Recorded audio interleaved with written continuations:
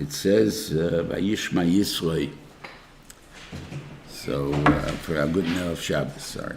It said, Vayishma Yisro. That Yisro heard, so Rashi brings the Gemara, it's got it to go to Matan Torah, but he says he heard Milchemes Amalek and Kriyas Yamsuf.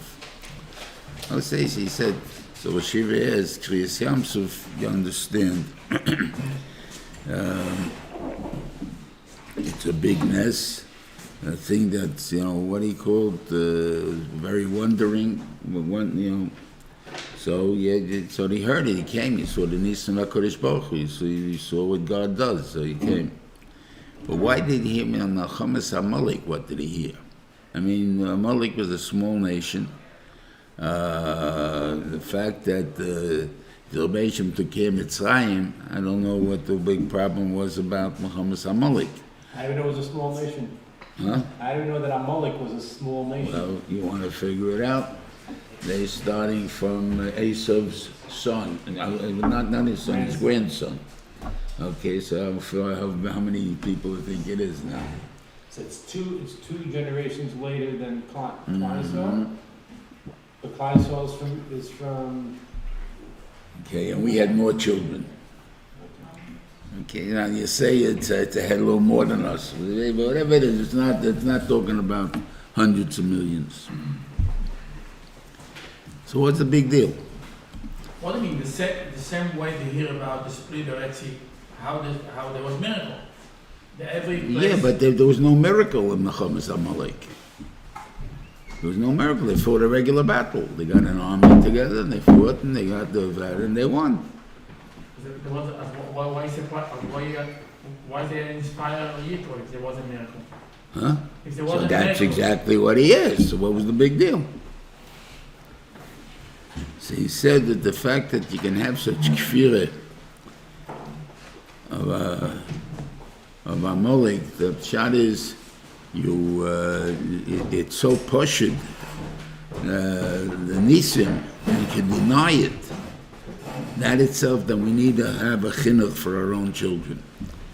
And the same thing goes for all time, really, and for our generation. The fact that so many people have seen the demise and problems that, let's say, communism has caused, the socialism has caused, and yet the world keeps going towards those things without having any breaks to figure out how to stop it and so on. Then we need an education. We need Torah. Without Torah, we have to know what God really wants us to do and how we should do the system.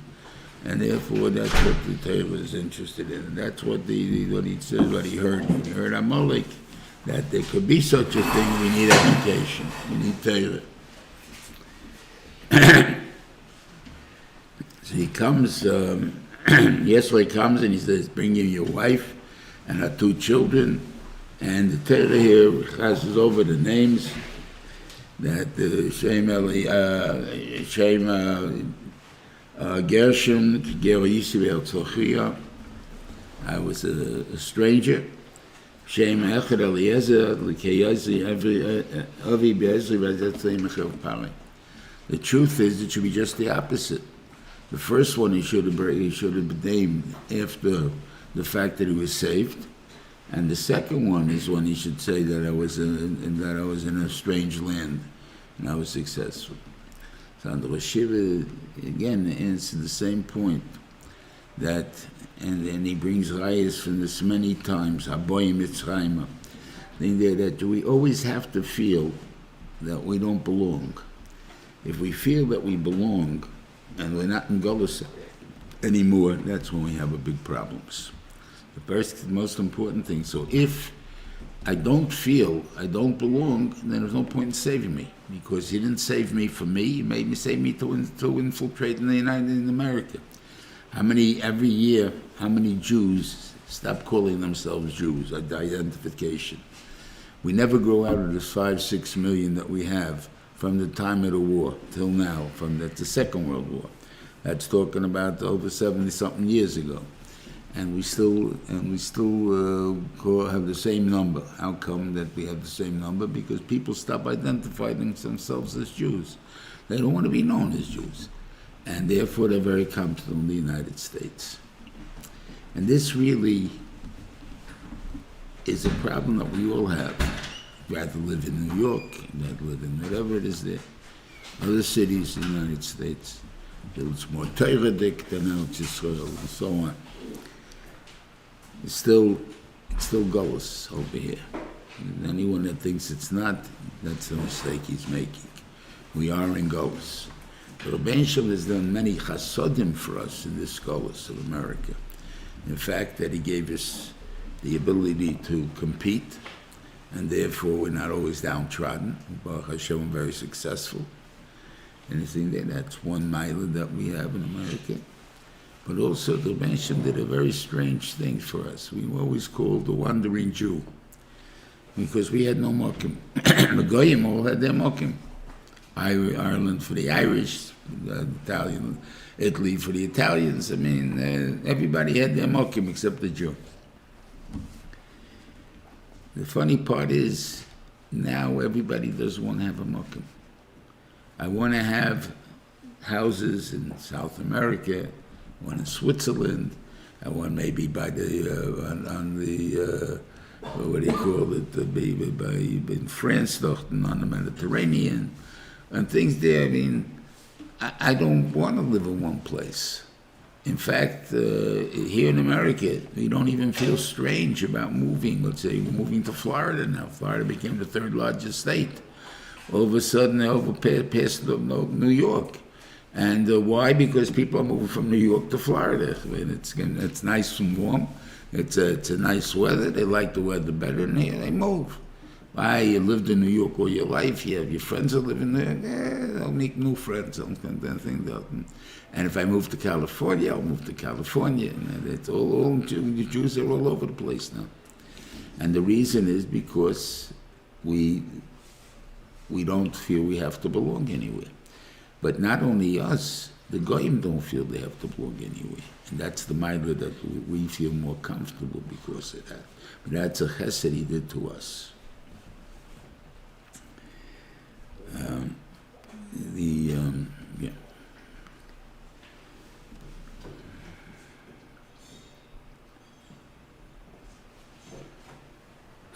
Yeah, they said then Moshe Rabbeinu tells Yisro all the things that happened, and that Rebbein Shem did midah keneged midah. And because it is Yisro says a very strange statement. Remember, Yisro was already a ger when Moshe Rabbeinu came to Midian. That was the reason why his daughters were being mistreated by the Goyim. So he was a ger already. He didn't believe in Avodah Zarah anymore. It says over here, Ati Adati ki gadol Hashem mikol Elohim. Now I know God is greater than all the other gods. Badavar shazadu aleim, that he did midah keneged midah. Doesn't say, what do you call it, that now I know there's only one God. Something like that, which is like Naaman said. I think even though from Targum we can touch up, maybe that's what he means, but that's not what he says. He says, Ati Yadati ki gadol Hashem mikol Elohim. The God is greater than all the gods. There are no other gods. So what he means greater than them. So I want to tie it that it means that all other gods are man-made, right? That's because Avodah Zarah, so they're all man-made. So when you give a statement of justice is blind, whatever it is, all the rules are made up by human beings. Whatever they feel the laws should be. And therefore, if you have somebody that disagrees with those laws, then there'll be the end of those laws. That happened in the Russian Revolution. Originally, the Tsar had complete control, whatever it is there. Then communists came in, everybody had food all of a sudden. We know that Robin Hood is considered a thief, yet by the people who believe in the fact of the distribution of the wealth, we consider him a hero. Robin Hood. In other words, he stole from the rich to give to the poor. So that's a wonderful thing. So it depends who's in office, if it's right or wrong. And that's not justice. So what he says here is, now I know that what's mean the I guess the Svaras v'Hakodesh Baruch Hu, the Anhagas v'Hakodesh Baruch Hu, that it's different than the human beings. In other words, there's only one true justice in the world. The one that you do to someone else, then you can expect it to be done. That if it's done to you, you can have no complaints about it. And we see this, that Hillel went and took this one step further, really. Son-in-law, what you hate, don't do to your friend. And that is basically the way to make friends, really. Don't tell you, do good to the guy, just don't do bad to him. Whatever you don't like, don't do it to him. And that's what Mida Keneged Mida means. If you did it to him, you may have to get it back to you. And that's the only true justice that there is, because you made it on yourself, not because no one imposed it on you. You're the only one that imposed it on yourself is you. The Amalek, what's Mida Keneged Mida? In what way? The Am Yisrael win. Hmm? He punished Amalek, right? They got killed. So over there was a Mida Keneged Mida. Was it? I mean, I assume that in some way it's Mida Keneged Mida. I don't know exactly what it was, but it's not brought down that it was. We just were wiping it out.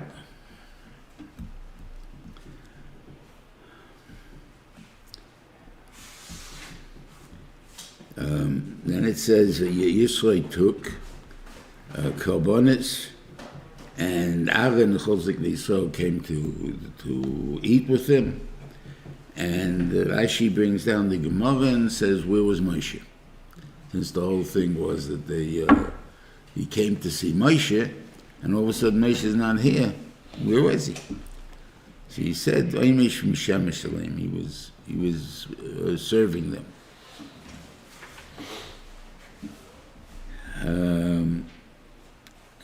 He has the din of a melech, so the melech shemach la'kfeide ein kfeide mochel. So there's a question of how to actually look at this. You have mice in the Gemara with Ram Gamliel that he was Mishoris at his daughter's wedding, and he came to a table of Tanoim. 2 stood up and 2 didn't, and he got angry. So the Gemara said, but he's a chmachal on his covet. He was serving us. So he said you should have showed him respect anyway. You didn't have to stand up fully for him, but you should have at least shown respect that you really should be standing up for him, whatever it is. So when ignoring it, that's a tie on you. Right? The truth is, even a melech doesn't do that. That's a nasi shilach al kvedi mochel. So we still not a melech. Moshe Rabbeinu had a din of a melech. I don't know if this is called at all an Indian of what I mean to say is this. Gamliel is serving at his daughter's wedding. In other words, in a way, as a host. It's true, I'm a host, and I want to serve you, because a host serves different than a bartender, let's say. A guy has an old liquor that he wants everyone to taste, so the bartender, he doesn't offer you anything until you ask him for it. It's not his, he doesn't go, he just serves you whatever you want. The balabas comes along, you got to taste this, Why? Because that's mine. I want to be mahani, I want to help you, I want you to enjoy yourself. Right? I want to step maybe one step a little further than that it's all mine. It's not that I want to hear you. I'm giving you because that's how I want you to enjoy it. And this works out very well, the Gabi mothers. Mashur in Kiddushin that says even though Aviv Shemach Lakvedi Kvedi Machel, but he can't do work for the son. So he cannot go out and buy things for him. He cannot whatever it is there. And okay, so it could be people have a certain respect for their fathers, because their father is, I guess, Vacht is called the head of the family. But where's the mother? The mother does the laundry. The mother does the cooking, the serving, the cleaning up. You tell her I don't like something, she'll make you something else, right? So Shiva told me that's the thing that you have to be very medagdik in the kibbut aim. She is not your servant. She is the owner of the house. She is the boss. And she's doing all these things because it pleases her that you eat. Don't take advantage of it to say that, Ma, I don't like this. And the same thing, Ma, you got to buy me this. You got to get me this. You can't just tell her that. I don't know if my suggestion is a good one, but I think it is. That instead of everyone just telling Mama what you need or what you want to buy for you, is to have a shopping list that's on the refrigerator, and you put down whatever everyone needs, and whoever goes shopping will pick it up because he wants to do it a favor to other people, not because anyone told him to do it. But these are the things that are necessary in the house, and the father wants to get it, he'll get it. The mother wants to get it, she'll get it. But I never said, Ma, pick me up some stuff. When you're trying to teach kids What? to say please, you're trying to teach kids to say please, you're telling them not to. How do you tell them not to ask for anything? You want them to ask and say please when they ask. I don't think I want to teach him that. I'll tell you why. Usually you tell a kid, what's the magic word? And he says, please. And what do you do? So what happened? My kid goes off to Cheder, and I get this is nursery, whatever it is there. And I get a call from the principal and says there, your child is a biter. My child's a biter? My child's the nicest kid in the world. I mean, he says please all the time. Thing there, it's mild. Why would I think that he's a biter? But they called me down, so I got to ask my kid. I just don't believe it. I said to my kid, did you really bite him? He says, yeah. I said, why'd you do that? Well, you told me that you say, please say the magic word. Okay. I wanted the ball he was holding, and I said to him, please, and he didn't give it to me, so I took it. Was please is the magic word, and it didn't work. Okay, so obviously I shouldn't teach that. Now, you want him to be polite, that's a different story. There's nothing, so you tell him to ask please, not from me, from your friend.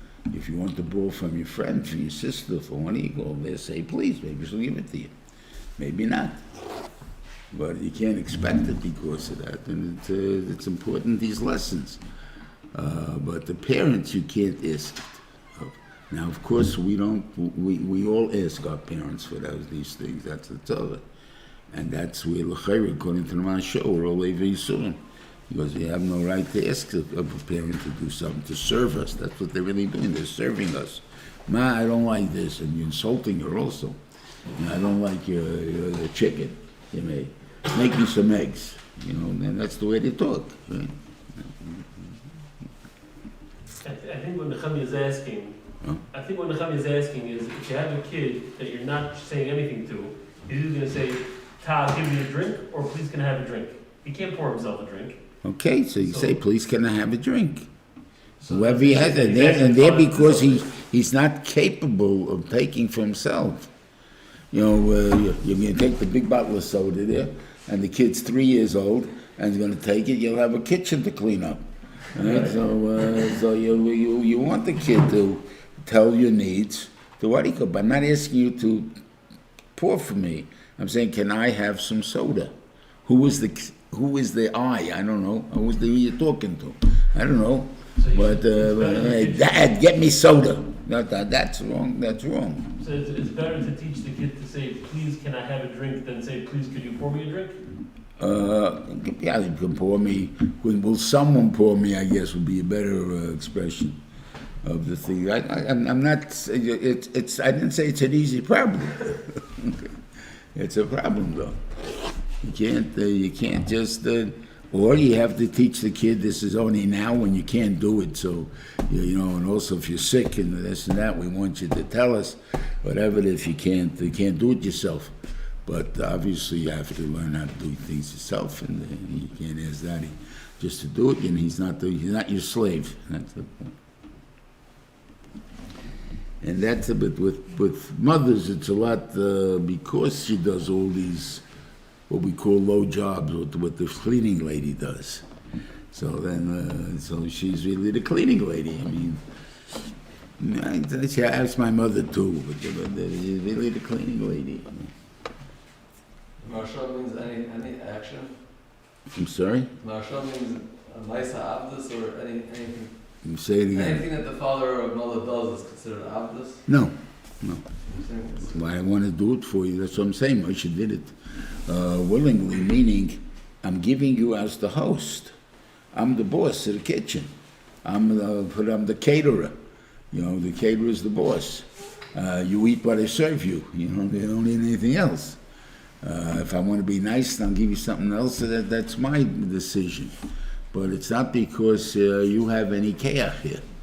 And it's something that the kids don't have that idea. I mean, there's no reason they should have it. Why should they have it? I mean, it works the other way, and everybody's always, and the husband for sure tells her, you want to bring me some this, you know, and so he's the boss. And she's the worker.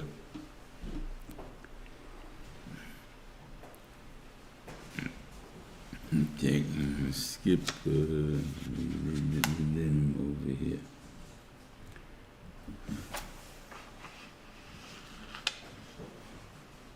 Yep. בחודש השלישי יצאס בני ישראל מארץ מצרים מיום הזה בו מדבר סיני. This pasuk is out of order, not out of context, but out of order. Because the next pasuk says, "Vayisro me'afidim vayaver Bamidbar Sinai." Right? They left the feed and they came down the Sinai. And then it should have said, "B'chodesh hazeh," in the time they came to Midbar Sinai. Because they first, you can't come before you leave. So it's not in right order.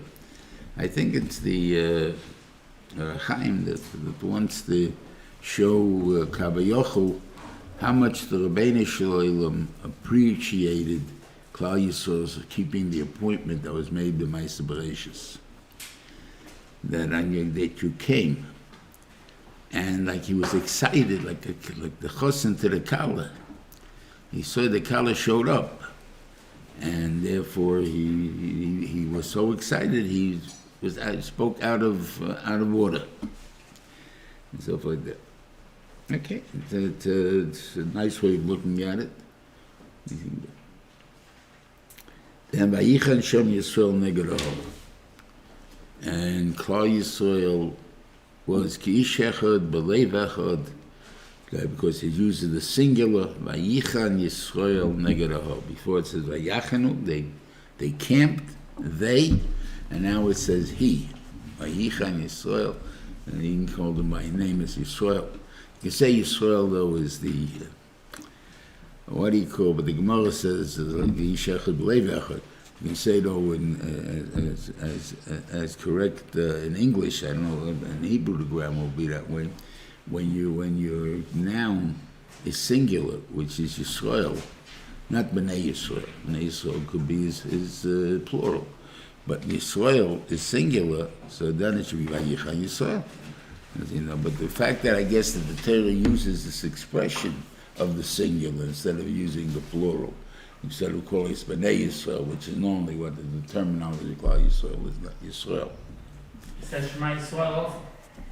Shema Yisrael also talk about individual, not Shema Yisrael. Yeah, but I'm just saying, but it's still, we're known as the Bnei Yisrael. We're not known as Yisrael. Now, you want to call Israel, okay, but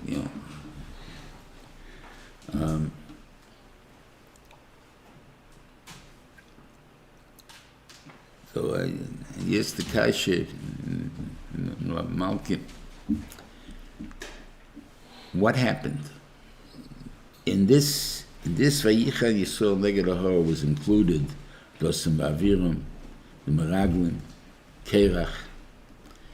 All the Rishoyim of Klal Yisrael were there, right? And they all was Ki Shechad B'Leiv Echad. So what happened? How did it turn off?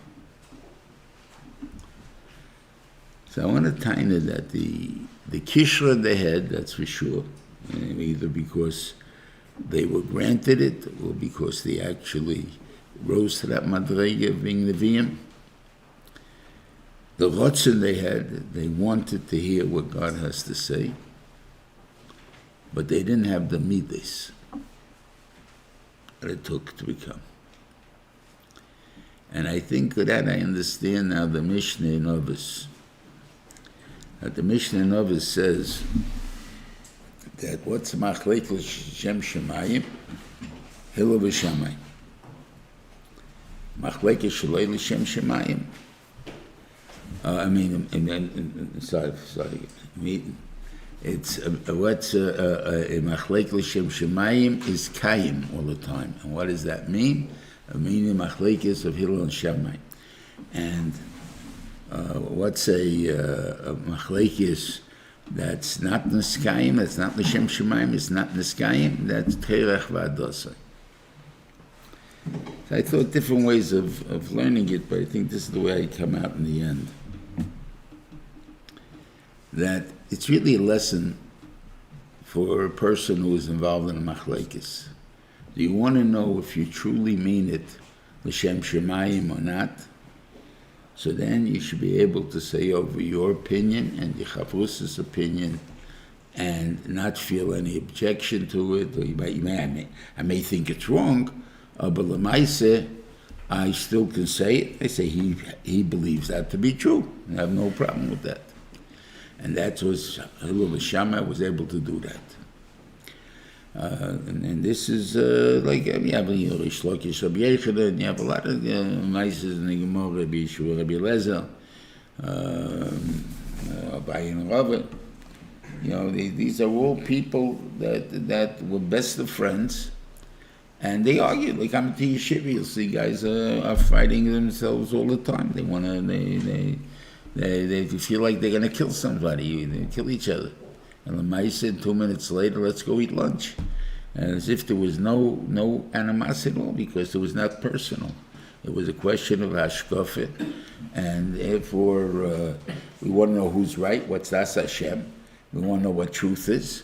So it's nothing we can debate it, but there's nothing to be angry about. Okay?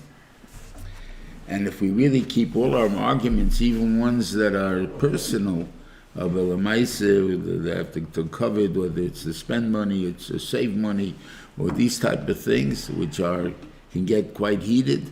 Again, it's a hashkafe. It's not a what is a better midah to have? Or in our situation, what's a better midah to have? And the same thing goes with chinuch. Should I be strict? Should I be loose? Should I be spoiling? Whatever it is, these are shittas that a person has to figure out what is right. So therefore, there's nothing to get angry about. You can get upset about because you want to get your point across, but that's about it. It's nothing to be angry about. They took it as personal. In other words, when did they go off the derech? Is by the Meraglim Yisro when they Parshas was speaking Lashon Hara against El Yisrael. When they saw they're not going to get it with the logic of they're stronger than us because Kalev Yas Kalev is home, so they started to go in with lies with Lashon Hara. It's what do you call it? Chelos Yeshver. The Ma'is with Kerach. Also, he wanted to belittle Moshe. So how did he do it? He took a halacha that Moshe told us that's the din. A beged of tchelis requires tzitzis, right? And he asked them a question, and they all put on the tchelis. Maybe it was at night, so they're really put up in tzitzis. I can't answer you. But Lamaisa, they all put on these begotten pants, which were showing they hold like, the beged yom and not a beged yom. And they did not put on the tzitzis, and they asked the kasha, how could one tzitzis, one thread of tchelis can pater a beged, and a beged of tchelis can't pater? So they made fun of the Torah. So that's not a person that's what he called. And the same thing applies when we have with the fraya and the stuff, when they make fun of the frumen, when they make fun of the things. That's the Torah. So then it's not a machlekes, so it's not a machlekes Shem Shemaim. It's what do you call it? It's God, and then and Sefer will not be miskayim. Why will it not be miskayim? Because it's personal, and when something is personal, it depends if it pays for you or not. Take a look at our allies, our enemies of World War II, our biggest allies. Japan, Germany, right? Biggest allies. On the other hand, our allies of World War II, not so good. We're doing Russia. They're not too buddies with them, right? Let's take the Jews a little bit easier. They just made now with the United Arab Emirates, right? How many tours have you seen advertised in the papers from America going to visit there, or from Israel, or the news about Israel going to visit? Yesterday you were just killing each other over there. These guys were supporting the Palestinians, were killing you, right? They were sending them money. And now you want to be their buddies? I'm not saying you shouldn't make peace. Make peace is the, what do you call it? We don't want to have war. But why are we running all of a sudden to the Elavos? It pays for me. I always wanted to see what Dubai looks like, so now I can go. And therefore nobody's going to say boo to me. So if that's the case, so I'm willing to make shalom for that type of thing. The same thing goes with the economies of the world. I'm ready to deal with Germany and Japan because they keep up the economy, while Russia and whatever it is does not. And that was it. That's the reason we do it. So those things, so Kerach, if he would have given enough cover to Kerach, the fight would have been over also. Wouldn't have been. It wasn't a Shem Shemaim Dika fight. He wanted some cover out of it, and he didn't get it. So therefore, he was. And that's what I think the Mishnah means. It automatically isn't, so that it doesn't last, meaning there are reasons that because it could, I offer you a better deal, as you say, than what you have now, all of a sudden you take it, and you're happy. Yeah, no shiver, but if you give cover to the Russia, you could use it for the much worse situation. I'm sorry, I didn't. When you give cover to the Russia, then you could use this for much worse. Yeah, it could be. All right, but I'm saying, but they're willing to forget things because of it. That's the thing. So obviously, it didn't originally. If I hold b'shita, it should be a certain way. In Emerson Chinuch, it's the same thing. I'll give you a marshal. A mother just waxes the floor. Washes, I guess you could. It's not that difficult, but she waxed the floor. And her son coming home, her 8-year-old son's coming in from the snow, and he comes in with his dirty boots or his wet boots, and he comes into the dining room or whatever room she's cleaning, and she starts yelling at him to get out and to do this and take off the boots and whatever it is there.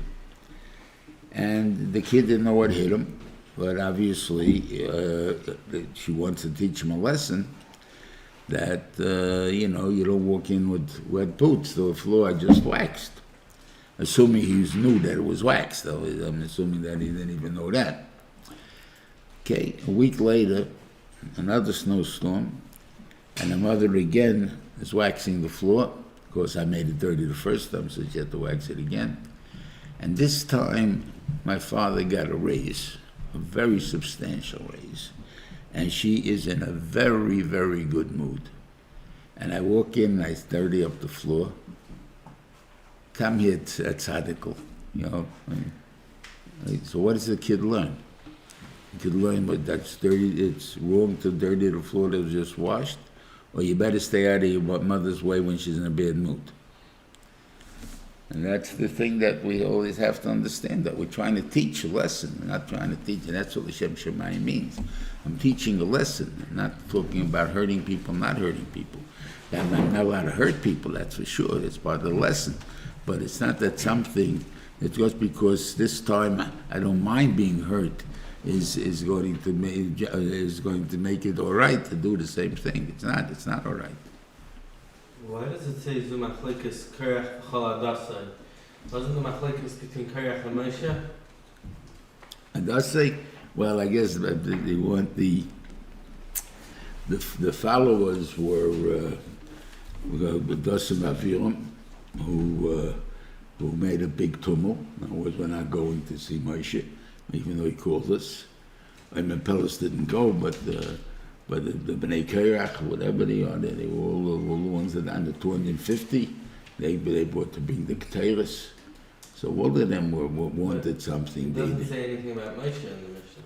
It doesn't say Moshe didn't, they were fighting him. He wasn't fighting them. He was doing what the banished told him to do. And they all of a sudden don't like it, so they're trying to undermine him. Right? Now, is he trying to, if you would tell me that he thought to serve HaKadosh Baruch Hu in a certain way, and therefore, then you can say, who says you're right, I'm right. But there's no question, he's not doing that, he's doing what Hashem told him to do. And then his guy come along and say, you can't do it. So, and then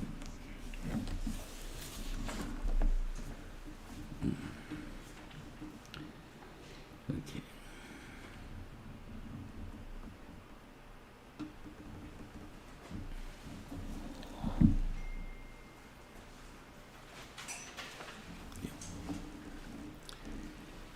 Then the banshee tells him he should tell Klal Yisrael that Rashi points out distinctly, like Parshas v'Yisro. What were the words he has to tell them? V'atantir mamlech zikahan v'gay kodesh. That's 3, 6, 7 words. And don't tell them more, don't tell them less. That's it. On such a statement, automatically they answered, what? Vayanu kolom yachtov, vayemu kol shadiba Hashem naseh. Whatever God says, that's what we'll do. This was said, by the way, on the third day. There are 2 other Kabbalas HaTorah that are mentioned. The other 2 is Parshas Mishpatim. But it took all 3. Well, I can't say that. There's only one brought down here in Parshas Yisro, this one. And I claimed it because this one was sufficient. This is what the Rebbe Yishim wanted. Kol hashadiba Hashem naseh. Whatever God says, that's what we'll do. And what do you call it? I didn't even ask for Nishma, because me, he gets that the pshat is that he didn't expect it from Klal Yisrael, the Nasiv and Nishma. So Shiva was asked on the Nasiv and Nishma that if it means the way the world normally translates it, Nasiv we will do, and Nishma, then we will listen to what the reasons are. Right? So then Kol HaShadiba Hashem Nasiv without the Nishma is a bigger madrega. Because I'm not ever interested at all to have a new reason. Just tell me what to do and I'll do it. Right? So, what is the pshat in why is it a matter? So, Shiva B'dafki learns and listen to my rebbeim. In other words, I take out my negiyas on my part. I have no opinion of what to do. My teachers will tell me what it means, to what I have to do, and I'll follow that. Not offering my opinion. Why did they need that thing? Because the second Kabbalah, which was Am Yom Daled, was kol hadvorim asher diba Hashem nase. What's the difference between kol asher diba Hashem nase and kol hadvorim asher diba Hashem nase? Kol asher diba Hashem nase is just a very inclusive statement. What do you tell me I'm going to do? Kol hadvorim asher diba Hashem nase, I divided it into different words, into different commandments, different words, different statements, and I want to see what to do. I happen to evaluate them, and I said, I agreed to do that too. It's it's all good. That's not a Kabbalah. That's a Kabbalah of your own das. It's like a person would say, what I understand, I do. What I don't understand, I don't do. A lot of Freiiden that would do that, right? Why? Because but then that means you're accepting your own opinion. You're not accepting God's opinion, you're accepting your opinion. Instead of saying, God wants me to do that and try to figure out why and learn His Torah, that's what we do, is, we left, and if we can't figure out why, we'll do it anyway. But a person who will, I only do it when I figure out why, then that's nashke. That's your own opinion. That has nothing to do with anything with the Kabbalah Satira. So the fact that I brought it in with my own opinion, therefore I had to take out that I have no opinion at all in it. Now the Kashi rises for the Yom Gimel. They said Kol Shadiba Hashem Nase. So how come on Yom Daled they went down and said Kol Advon Shadiba Hashem Nase? So as I say, the reason that it was because the banshee only told them those 7 words. Vatem Tilim Mamlechus Kankana V'Gay Kodesh. And everybody will say, yes, we want to be Mamlechus Kankana V'Gay Kodesh. But then you start telling me, but you know what it means to be Mamlechus Kankana V'Gay Kodesh? You have all these mitzvahs to do. Oh, wait a minute. Let's say I didn't tie myself up on that yet. So therefore, the banshee. So I want to check it, and I just happens to when I listened, I went through it, and I said, wow, this is good stuff. So I'm willing to do that also. That's not a Kabbalah already. That's the thing.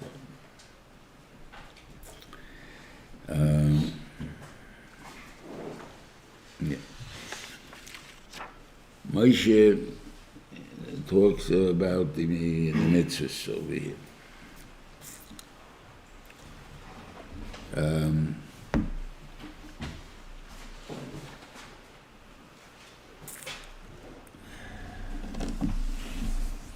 The Gemara says that when they got to the 4th mitzvah, Kabbalah Sabichas Mecha, the world said, oh, now they want to Kabbalah the 1st mitzvah too. Like, why would that be like that? Because there are people, unfortunately, in freie schools, maybe even sometimes we'll call modern schools, that kids will say, I don't like a God that likes being praised. I mean, the God's a big balgaivenik. All he wants is haluka, haluka, haluka. Right? I don't believe in such a God. I'm an honor.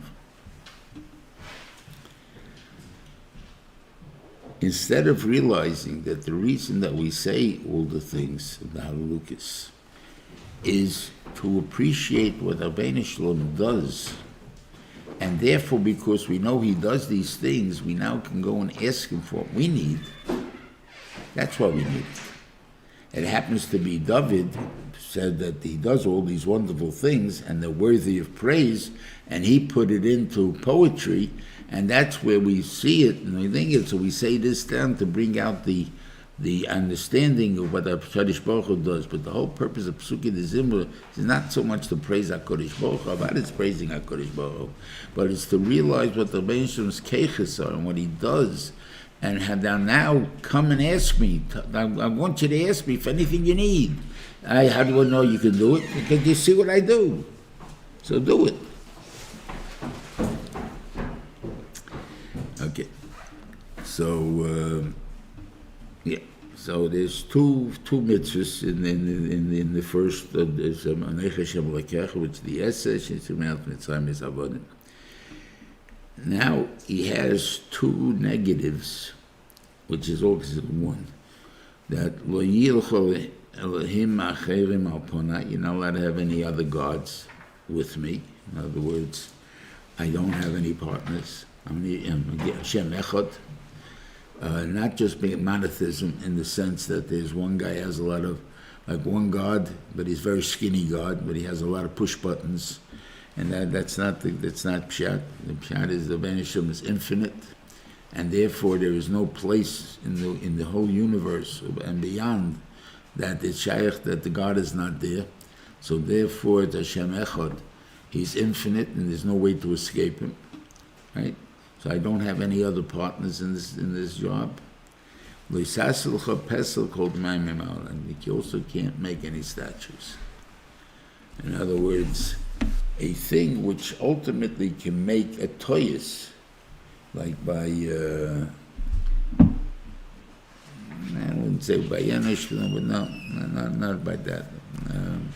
I would say how Terach started off in the Avodah Zarah business. He was an artisan, and people came, and he said, we want to impress on our kids certain values, right? So I'll give you a mushroom. The values of, let's say, I want to be a, the guy that recycles, right? An environmentalist. I want to be an environmentalist, right? So I want to make sure that everyone understands that you can't dirty the environment.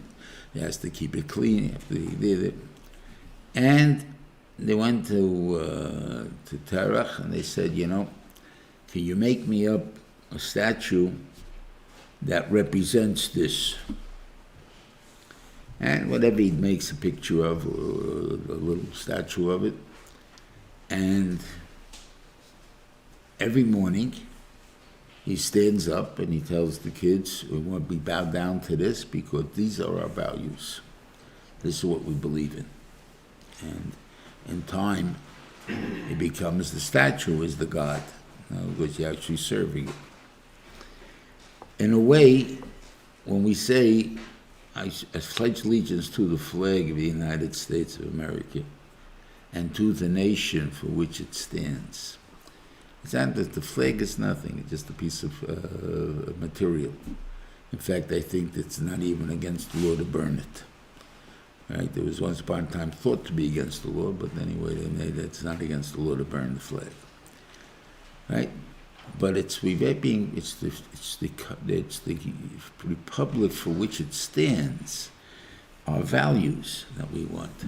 But we didn't make it into a statue, made it into a thing, so there's nothing wrong with it. Because it's the representation of the country. It's not a statue or anything, but if you make a statue out of it, that's also. This thing is repeated again, by the way. Right at the end of the parasha, right by Maftir, the pasuk with the first pasuk chof was sasun iti. Sasun iti is hasnachta. You can't make with me. That means there's no second God. There's no one with me. Elahei kesev elahei zov leisasu lachem. Gods of silver and gold don't make. That means idols don't make. So they're two different things. In other words, one is a representation or whatever it is, but in the form of an idol. And try to, the Catholics are considered Avodah Zarah as far as we're concerned. They pray to the saints, but it's not so much that they pray to the saints. They will not pray to Mary unless standing in front of a statue or having a statuette of her that represents her in front of you. That's Avodah Zarah. If you have just a concept of stump praying to what he called, you have a shit of mutter also by goy, but it's not a point of what he called what he called saints are not shituf. They're just I guess holy people, but they can't do anything on their own. So basically, you're really asking for what he goes is a God that has helpers. Anyway, yeah. Rashi referred to the Kruvim. I'm sorry. Rashi said this was Right. he talk about the Kruvim. Don't make him gold, because if you make Right. gold, then in the shul, the technicity they're going to do Kruvim. That's why the Maisi Kruvim allowed to do.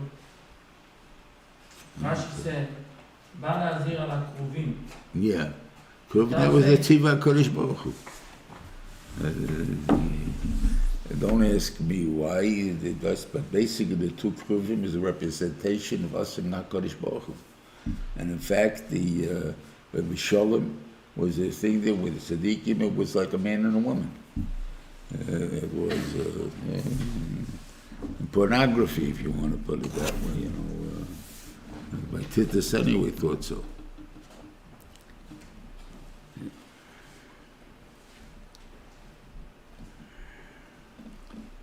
There's before I should have said before. It says there when the banished tells Moshe Rabbeinu, make sure nobody comes up on a mountain, because anybody come up on a mountain, they're going to die. So Moshe Rabbeinu says to the banished one, the people cannot go up to Har Sinai. You told me we can't go up. So the Tzivu Hashem is supposed to make it that you can't go against it. It's not that the pshat is that the God told you, so I listen. No, it just makes it impossible for me to go across to go to what the Banshee doesn't want. So Shabbos is a thing I can't be Mechal Shabbos. It's nothing that just can't do it. There's nothing to do with because God told us not to do it. It's because by the fact that saying it made it to like a wall. Yeah.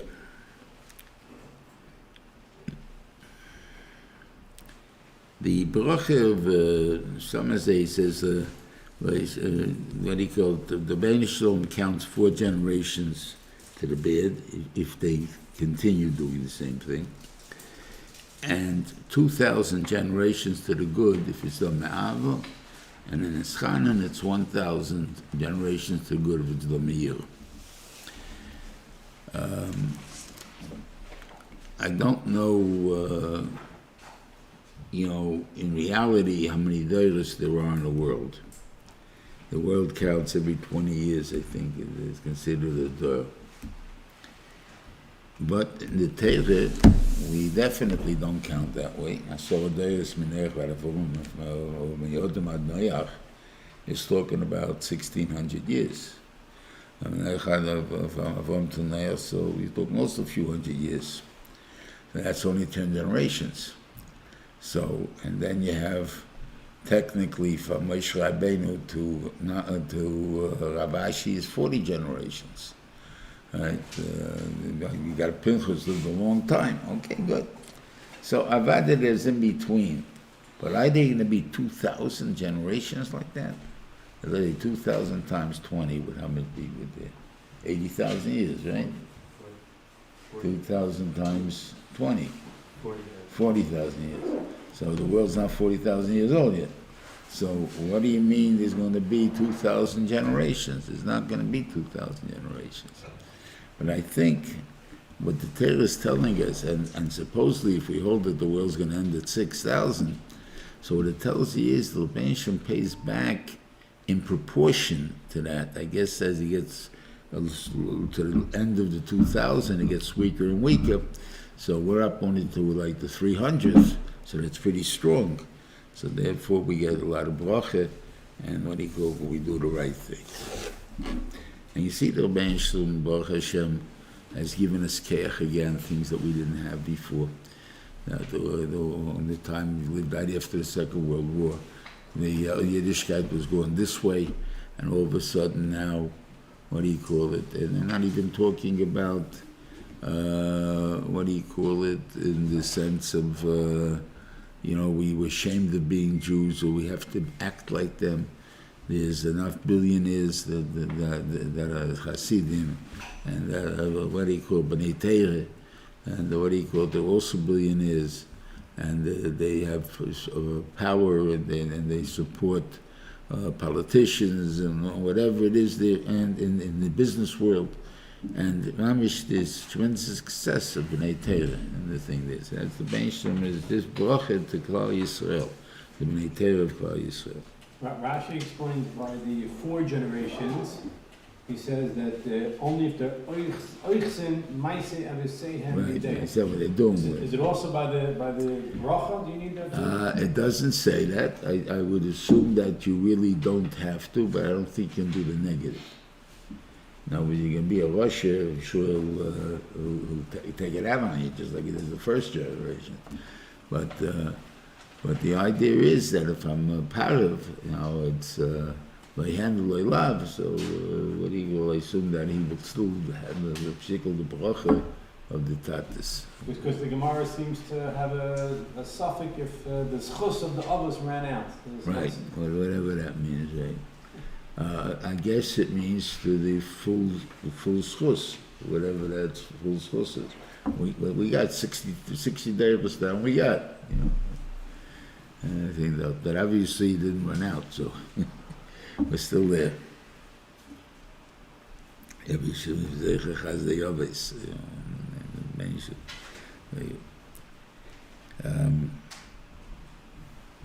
Here's the thing about Misa, about murder, by Sirtzok.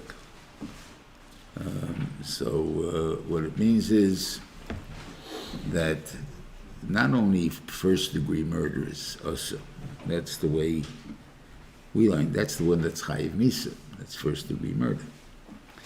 On the other hand, a goy is Chayiv Misa even on Shogeg, even what the world considers manslaughter. We're Chayiv Misa. And the truth is, we are also Chayiv Misa for that. Except that since in Hasroya, Terchidei Dibra of the action, so obviously the assumption is that the Shogeg, when it's done. I mean, what do you mean you killed the Shogeg? You were careless. You did a thing that endangered somebody's life, and you did it without any compunction. And nobody came along and said, you do that, we can kill you for it. And if you kill somebody, and we'll kill you for it. Could be if they would, maybe that guy would be Chayiv Misa. But I guess everybody would stop normally. We're just trying to get in the din of Golas, that there's such a concept that it's not a freebie. It's not just that, too bad. I didn't mean it, and it's okay. It's not an accident. We're talking about here a shogeg. An accident is an oinus. It's something, an oinus happened, so that's the Yerida, the Aliyah, that's called loinus, that you put it from.